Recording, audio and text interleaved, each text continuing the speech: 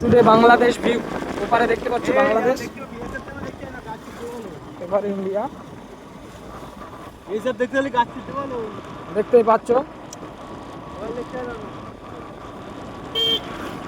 ওপারে বাংলাদেশ, এপারে ইন্ডিয়া।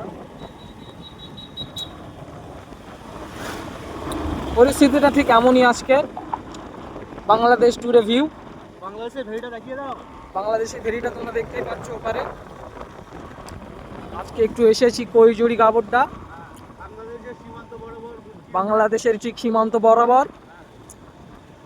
তো আমরা আজকে চলে যাব ঠিক সীমান্তর ধারে, আস্তে আস্তে এগোচ্ছি আমরা বাংলাদেশের দিকে। 10 ফুট দূরে থাকবে বাংলাদেশ আমাদের থেকে। টুডে বাংলাদেশ ভিউ, পুরো বর্ডারের শেষ সীমান্ত বরাবর যাচ্ছি আমরা। তোমরা এরিয়া দেখেই বুঝতে পারবে এটা বাংলাদেশ কিনা। দেখো মাঠ বরাবর, মাঠ বরাবর মাঠ।